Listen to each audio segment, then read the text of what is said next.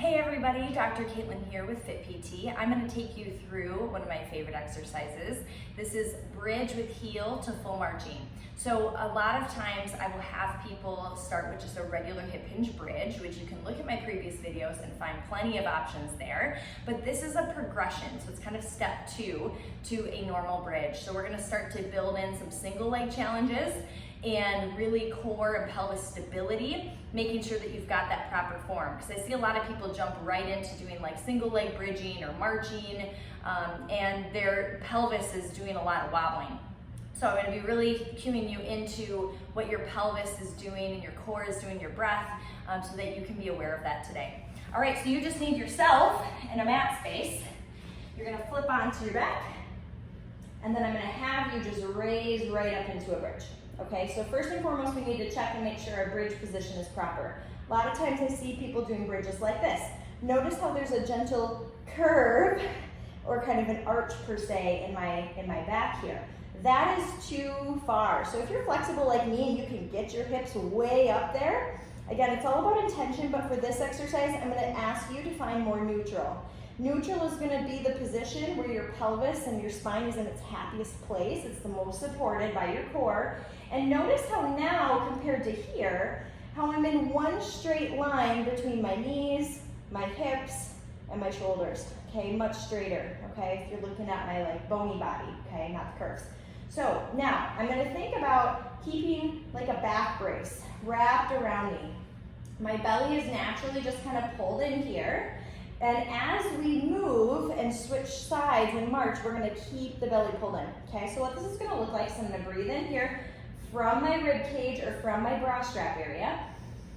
Exhale, I'm going to reconnect my core. Now, like a little typewriter, I'm going to shift over to the left ever so slightly, and I'm going to push down into my left heel. I'm going to march or lift my right heel up just enough so that I can feel more activation in my left glute, my left buttocks, right at the base of my butt cheek. And I've got most of my energy through my left side, and my right toes are still touching. Okay, so I haven't completely lifted yet. Now I'm going to inhale. I'm going to set my right heel back down. I'm going to shift over to the other side. Exhale, engage my core. Lift my left heel this time. Okay? Now I'm noticing in my video you can't see my feet very well, so I'm going to shift angles just slightly. Okay, so hopefully you can see this a little bit better. All right, so I'm up at the top.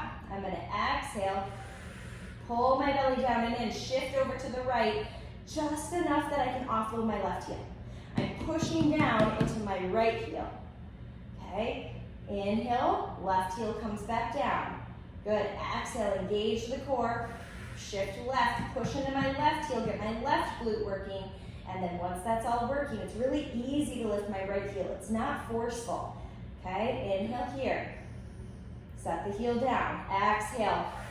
Engage the core, shift right slightly, just enough to lift the left heel up.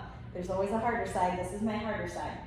All right, so I'm just marching slowly back and forth.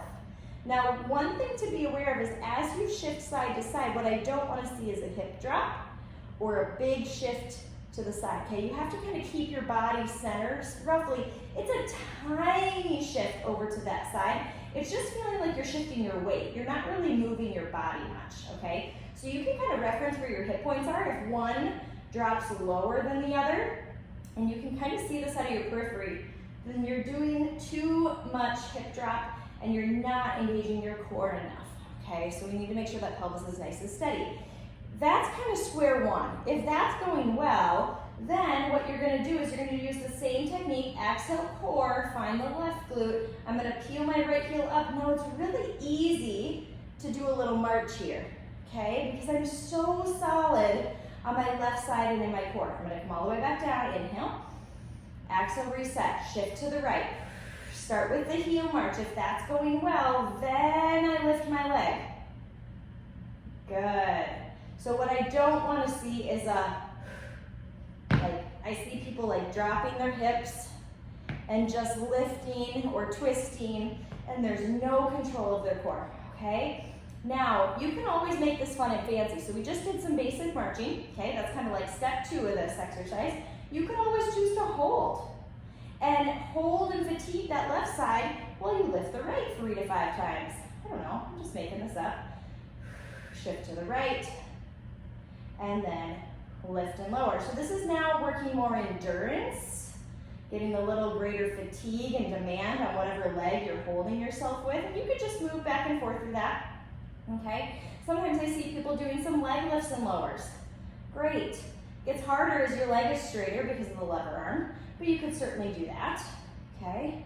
But you have to honor your pelvis. Your pelvis and core trump everything else. And if you need to back it down because you're getting tired, like I am, that's totally fine. You can always take a break. Be sure to pull your knees into your chest and just rock side to side.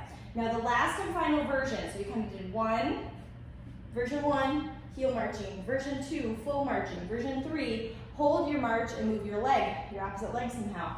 Version 4, most advanced. Okay, I'm gonna get up there. Notice how I take my time getting up there every time. This is your single leg bridge. Okay, notice how that is step 4 of the process. And your leg here can be straight or bent. I have better control personally with a bent knee. So I am gonna bend my knee. Now a lot of people don't know what to do with their hands. I actually like your hands on the ground. I tell my patients it's not illegal to use your hands a little bit, but I don't want your shoulders hike up to your ears. You gotta reach and press the arms away, and then you can do some hip lifts. Now this is my harder side, you guys. I have to work really hard not to let my left hip leave. So if your left hip is dropping to the floor and your right butt cheek is not touching, then you're doing too much twisting. So both hips touch, both butt cheeks touch at the same time. And what I would do for breathing is I would inhale, lower, exhale, press.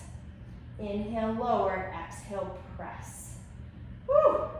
I'm sweating. Hopefully you are too. So that is your Bridge with Marching series. Couple different options there. I kind of walked you through 4 strategies to progress that. I really would encourage you to take the time to learn the heel marching first and get really good at that, because I promise you, if you do it right, it's still challenging. And then you can build it up or vary it up from there. So that was Bridge with Heel Marching. This is Dr. Kaitlin here with Fit PT. Thank you for joining me. If you like what you see here, be sure to subscribe. See you later.